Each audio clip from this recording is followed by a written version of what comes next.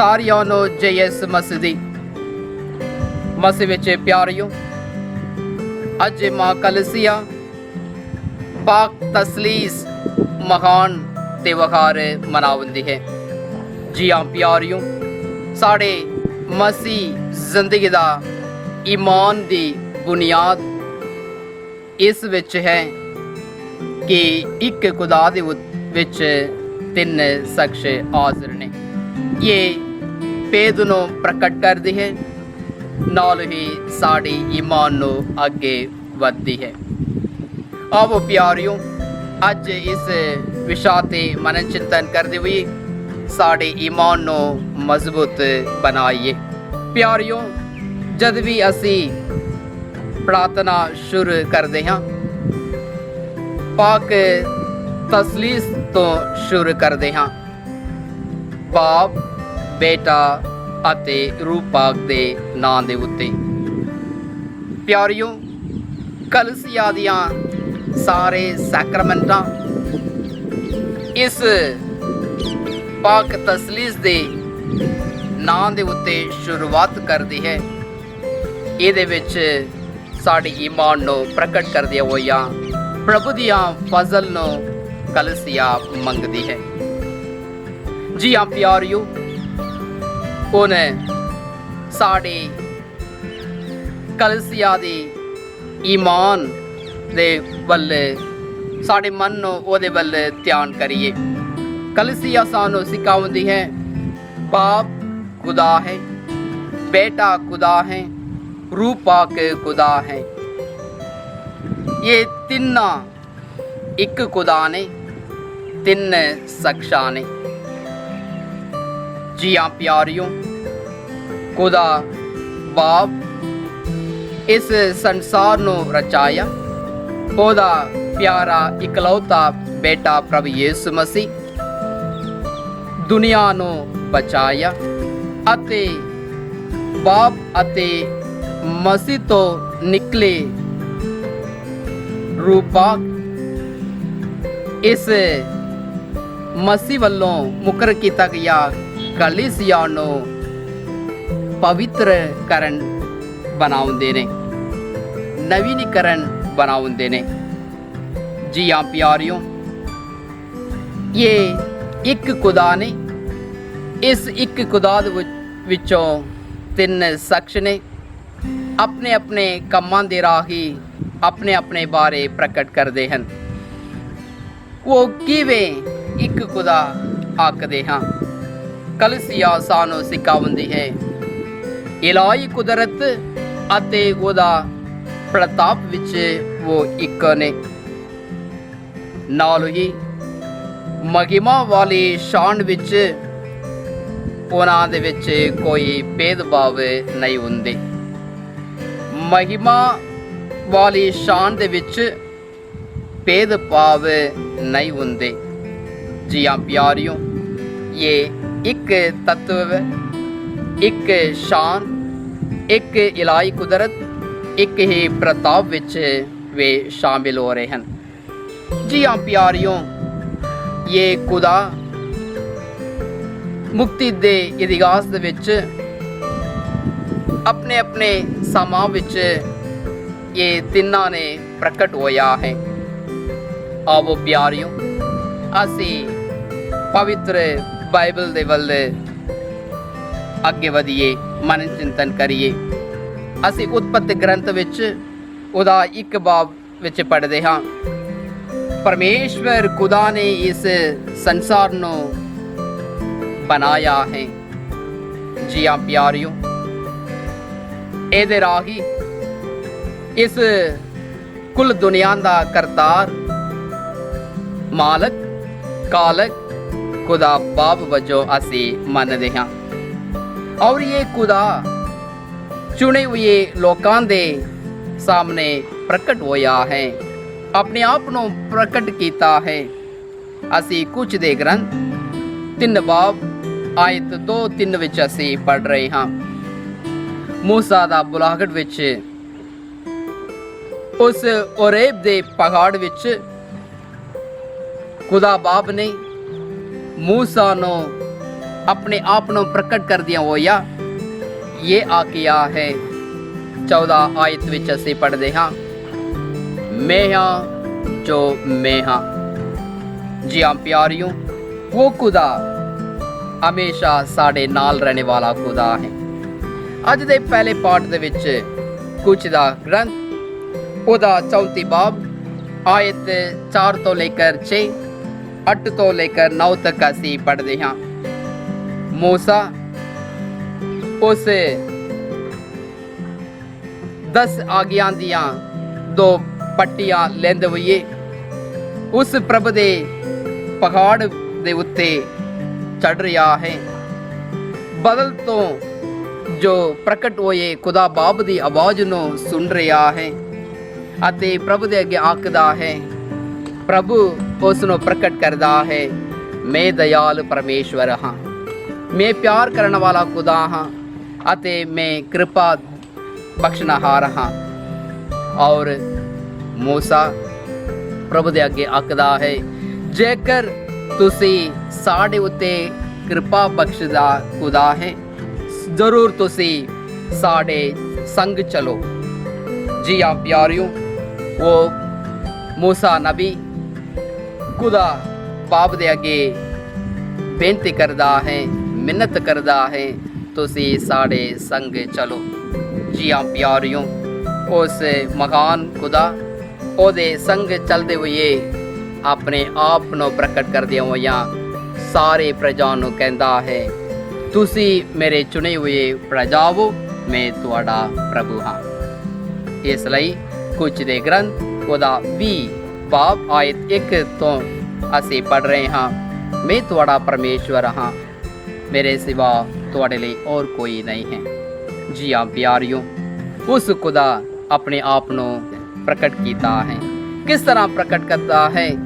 अपने प्यार भरी उस रचनाव दे राही, उस प्यार भरी रिश्ता दे राही प्रभु खुदा ने प्रकट किया है। उस प्रभु दा प्रकटवादी नबियां दे राही, राजावां दे राही साडे मुक्तिदाई कामां दे लई खुदा बाप ने अपने इकलौते बेटे नो इस दुनिया ते कलिया है। जी हाँ प्यारियों, यीशु मसीह प्रभु वालों भेज गया एक प्यार दा प्रतीक है। इसलिए उस प्यार दा प्रतीक असा सारियां लई फजल बख्शदा है। खुदा बाप दे फजल नो बख्शदा है। अते प्यारियों, अज दे दूजे पाठ विच संत पौलुस सानू समझाते हैं। 2 कुरिन्थियों 13 बाब आयत 13-14 विच असीं पढ़ते हाँ कि खुदा बाप दा प्यार, यीशु मसीह दे फजल, रूह पाक दी सांझ। जी हाँ प्यारियों, उस प्रभु यीशु मसीह दा फजल जो प्रभु यीशु मसीह मानव रूप वटा के साढ़े विच डेरा लाया है। इसलिए संत युगना दी अंजल 3 बाब आयत 16 तो लेकर 18 तक जिहड़े आदि अंजल सानू समझाउंदा है, खुदा ने संसार नाल इन्ना प्यार किया कि अपने इकलौते बेटे नूं साढ़े ते कलिया, तां जो हरेक मनुख ओहदे उत्ते ईमान लियावे, वो नाश ना होवन, आनंद जीवन पावन। इसलिए उन्हां नूं आनंद जीवन दा संदेश है जिहड़े प्रभु यीशु मसीह दे उत्ते ईमान रखणगे, विश्वास रखणगे। जी हाँ प्यारियों, असीं सारे उस प्रभु दे उत्ते ईमान रखते हाँ, क्यों जो वो प्रभु वालों भेजा गया इकलौत बेटा साड़ा खुदावंद प्रभु यीशु मसीह है। अते उन्हां दे कम्मां दे राही, उन्हां दे शब्दां दे राही, उन्हां दे आचरण दे राही खुदा बाप दे बारे प्रकट किया है। आखिया है, जिन्हां ने मैनू पाए वेखिया है, मेरे बाप नूं वेखिया है। जो मेरे नाल रहिंदा है वो खुद मेरे खुदा बाप दे नाल रहिंदा है।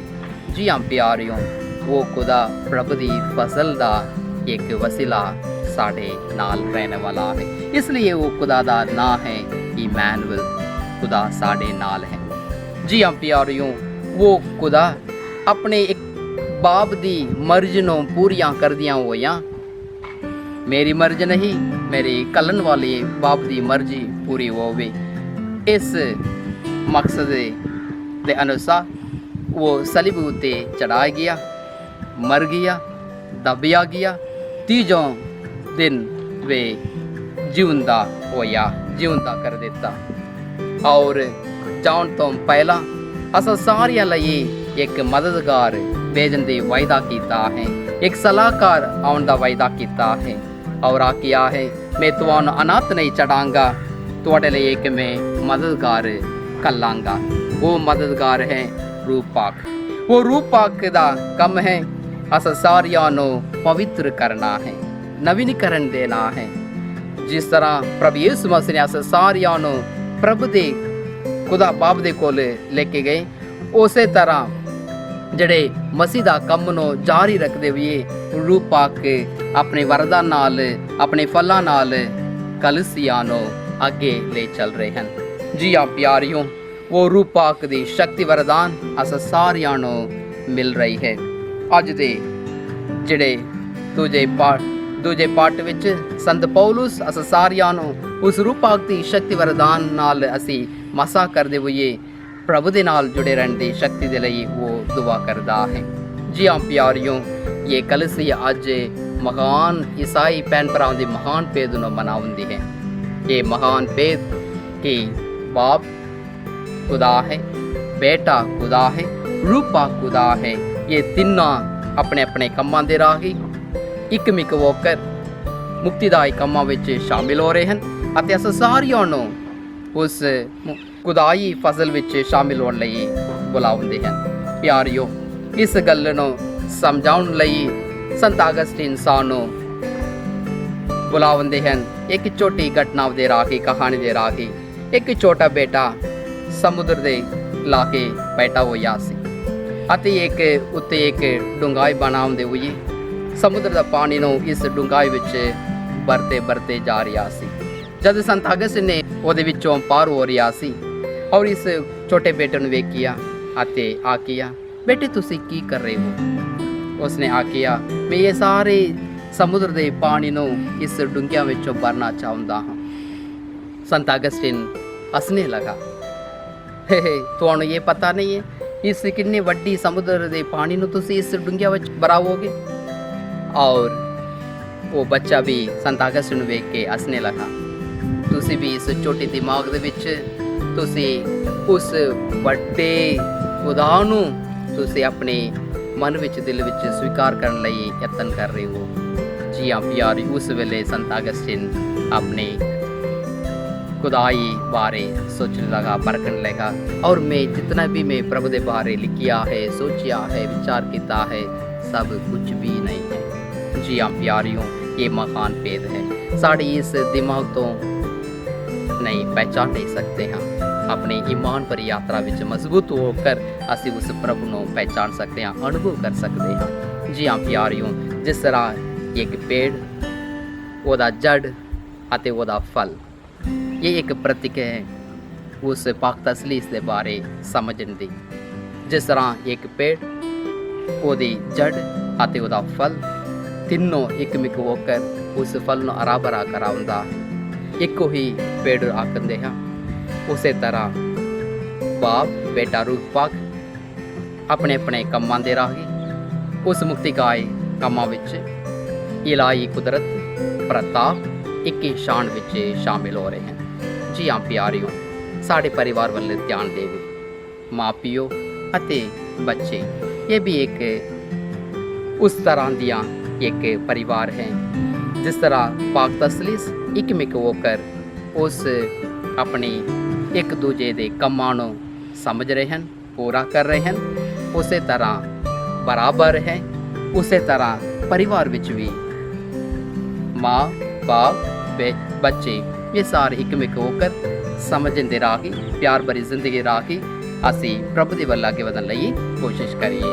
आओ प्यारियों, ये पाक तसलीस दा ये महान त्यौहार अस सारियां नूं एकता दे लई, प्यार दे लई, शांति दे लई अनुभव करन दा समा है। ਪਿਆਰ, ਸ਼ਾਂਤੀ ਅਤੇ ਪ੍ਰਭੂ ਦੀ ਫਜ਼ਲ ਨੂੰ ਅਨੁਭਵ ਕਰੀਏ ਅਤੇ ਪ੍ਰਭੂ ਦੇ ਅੱਗੇ ਵੱਧਦੇ ਜਾਈਏ। ਆਓ ਪਿਆਰਿਓ, ਇਸ ਈਸਾਈ ਭੈਣ ਭਰਾਵਾਂ ਦਾ ਈਮਾਨ ਦੀ ਬੁਨਿਆਦ ਨੂੰ ਅਸੀਂ ਸਮਝ ਰਹੇ ਹੋ। ਆਓ ਅਸੀਂ ਸਾਰੇ ਇੱਕ ਹੋ ਕਰ ਖੁਦਾ ਦੇ ਅੱਗੇ ਦੁਆ ਕਰਾਂਗੇ। ਸਾਡੀ ਈਮਾਨ ਇਸ ਪਾਕ ਤਸਲੀਸ ਦੀ ਵਡਿਆਈ ਦੇ ਉੱਤੇ ਹੋਵੇ। ਜਿੱਥੇ ਕਿਤੇ ਵੀ ਅਸੀਂ ਜਾਵੇ, ਇਹਦੇ ਉੱਤੇ ਹੀ ਅਸੀਂ ਆਪਣੇ ਈਮਾਨ ਨੂੰ ਪ੍ਰਗਟ ਕਰੀਏ ਕਿ ਬਾਪ, ਬੇਟਾ ਰੂਪਾ ਅਸਾਂ ਸਾਰਿਆਂ ਨੂੰ ਬਚਾਉਂਦਾ ਹੈ, ਸਾਨੂੰ ਨੇਕ ਕੰਮਾਂ ਦੇ ਵੱਲ ਅੱਗੇ ਵਧਦਾ ਹੈ। ਆਓ ਰੱਬ ਦੇ ਅੱਗੇ ਦੁਆ ਕਰਾਂਗੇ। ਪਾਕ ਤਸਲੀਸ ਦੀ ਵਡਿਆਈ ਹਮੇਸ਼ਾ ਹੁੰਦੀ ਰਹੇ, ਸਾਡੀ ਜ਼ਿੰਦਗੀ ਦੇ ਰਾਹ ਪ੍ਰਭੂ ਦੀ ਮਹਿਮਾ ਪ੍ਰਗਟ ਹੁੰਦੀ ਰਹੇ। ਔਰ ਸਾਰਿਆਂ ਨੂੰ ਜੇ ਆਖਦੇ ਹੋਈਏ ਪ੍ਰਭੂ ਦੇ ਅੱਗੇ ਦੁਆ ਕਰਦੇ ਰਹੇ, ਸਾਡੀ ਈਮਾਨ ਪਾਕ ਤਸਲੀਸ ਦੀ ਵਡਿਆ ਲਈ ਹਮੇਸ਼ਾ ਚਲਦੇ ਰਹੇ। ਆਓ ਪ੍ਰਾਰਥਨਾ ਕਰੀਏ, ਖੁਦਾ ਸਾਡੇ ਸੰਗ ਚੱਲਦੇ ਰਹੇ। ਬਾਪ ਅਤੇ ਬੇਟੇ ਦੇ ਰੂਪ ਦੇ ਨਾਮ ਤੇ ਆਮੀਨ। ਸਾਰਿਆਂ ਨੂੰ ਯਿਸੂ ਮਸੀਹ ਦੀ